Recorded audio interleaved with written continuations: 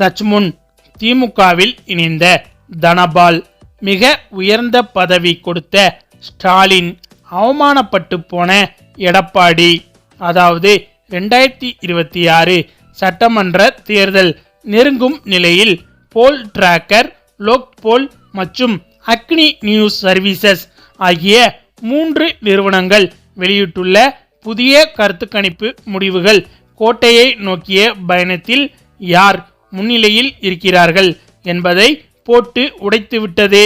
லோக்போல் அமைப்பின் mega survey முடிவுகள் அறிவாலயத்தை உற்சாகத்தின் எல்லைக்கே கொண்டு சென்றுள்ளது.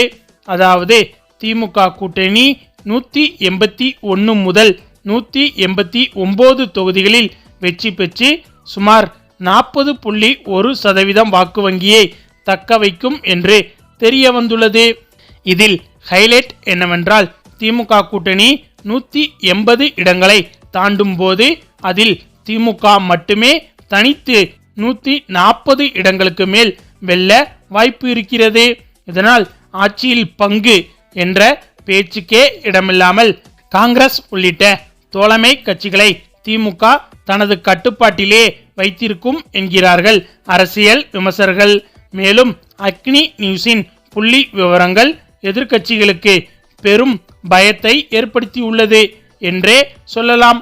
மொத்தமுள்ள 234 தொகுதிகளில் திமுக கூட்டணி 200 இடங்களில் முன்னிலை பெற்று அசுர பலத்தை காட்டும் என முடிவுகள் வெளிவந்துள்ளது.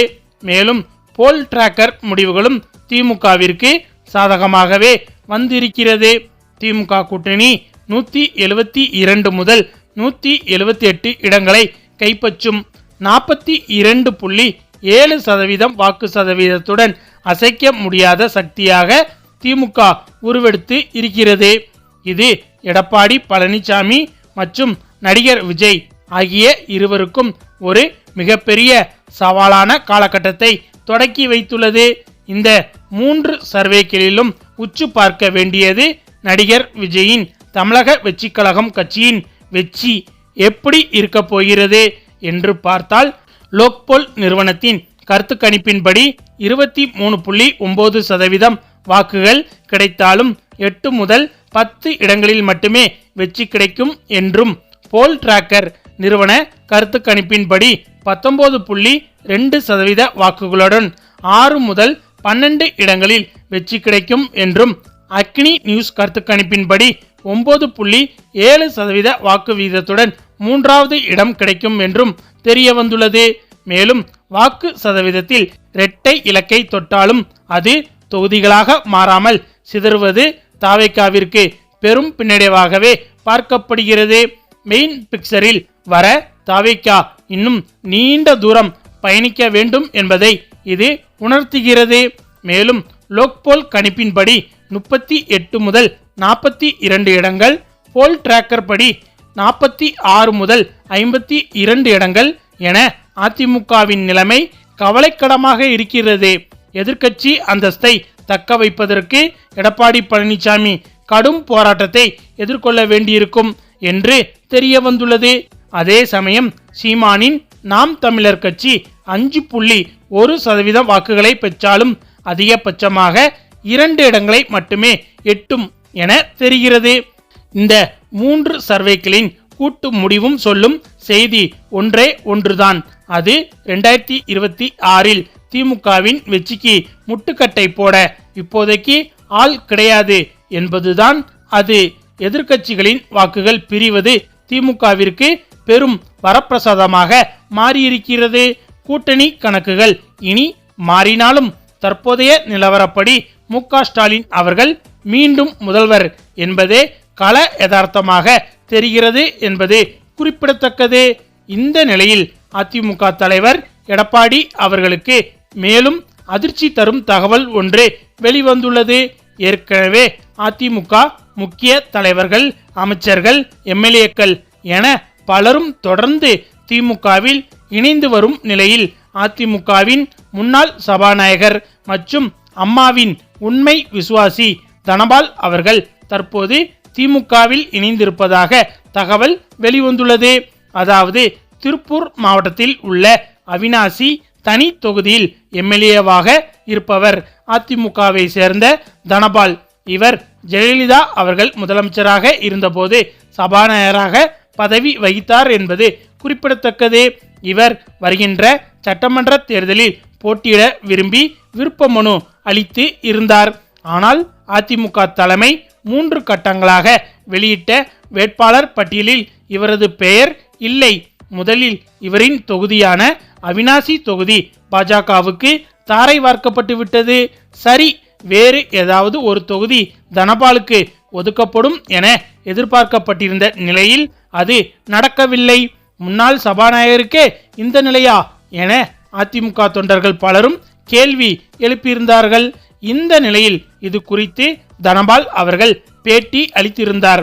அதில் அவர் கூறியதாவது: அவிநாசி தொகுதியில் போட்டியிட நான் விருப்ப மனு அளித்திருந்தேன். ஆனால் அவிநாசி தொகுதி பாஜகவுக்கு ஒதுக்கப்பட்டு விட்டது. இந்த தகவலை கூட கட்சி சார்பில் என்னிடம் நேரிலோ போனிலோ கூட சொல்லவே இல்லை. அவிநாசி தொகுதி பாஜகவுக்கு ஒதுக்கப்பட்டு விட்டது. நீங்கள் வேறு தொகுதியில் போட்டியிடுகிறீர்களா என்று கூட அவர்கள் என்னை கேட்கவில்லை. சிட்டிங் எம்எல்ஏ முன்னாள் சபாநாயகரான எனக்கு சீட்டும் வழங்கவில்லை. எனக்கு மரியாதையும் கொடுக்கவில்லை. என்னிடம் இதுவரை ஒரு வார்த்தை கூட கலந்து ஆலோசிக்கவில்லை. முன்னாள் முதல்வர் ஜெயலலிதா அவர்கள் மறைந்ததும் தினகரன் ஆதரவு 18 எம்எல்ஏக்கள் எடப்பாடி பழனிசாமிக்கு எதிராக போர்க்கொடி உயர்த்திய போது அவர்களை தகுதி நீக்கம் செய்து எடப்பாடி பழனிசாமியின் ஆட்சியை நான் தான் காப்பாற்றி கொடுத்தேன். ஆனால் அதையெல்லாம் எடப்பாடி கொஞ்சம் கூட நினைத்து பார்க்கவில்லை. தற்போது எனக்கு போட்டியிட வாய்ப்பும் கொடுக்கவில்லை என வருத்தத்துடன் தனபால் அவர்கள் தெரிவித்திருந்தார் என்பது குறிப்பிடத்தக்கது. மேலும் கடந்த 2024ஆம் ஆண்டு நடந்த மக்களவை தேர்தலில் நீலகிரி தொகுதியில் தனபாலின் மகன் லோகேஷ் தமிழ்ச்செல்வனுக்கு அதிமுக சார்பில் வாய்ப்பு கொடுக்கப்பட்டது. ஆனால் அவர் அந்த தேர்தலில் தோல்வியடைந்தார்.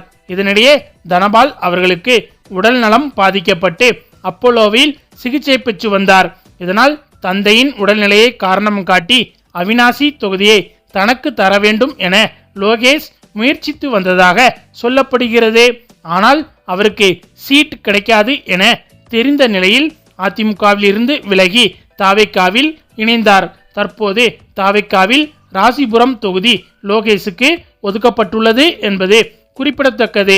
இந்த நிலையில் ஜெயலலிதா அவர்களின் நல்ல குணத்தை சுட்டிக்காட்டி தனபால் போட்ட பதிவில் கடந்த 1988வது வருடம் சென்னையில் எனக்கு ஒரு சிறு விபத்து ஏற்பட்டு கால் முறிவு ஏற்பட்டது. விவரம் அறிந்த மாண்புமிகு அம்மா உடனடியாக சம்பவ இடத்திற்கு வந்து எனக்கு முதல் உதவி அளிக்க ஏற்பாடு செய்து மருத்துவமனைக்கு அனுப்பி வைத்தார்.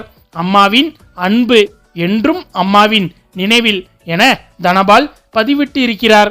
மேலும் ஜெயலலிதா அவர்கள் தனபாலை சந்தித்த புகைப்படத்தையும் போட்டிருக்கிறார். இது அரசியல் வட்டாரத்தில் பரபரப்பை ஏற்படுத்தி இருக்கிறது.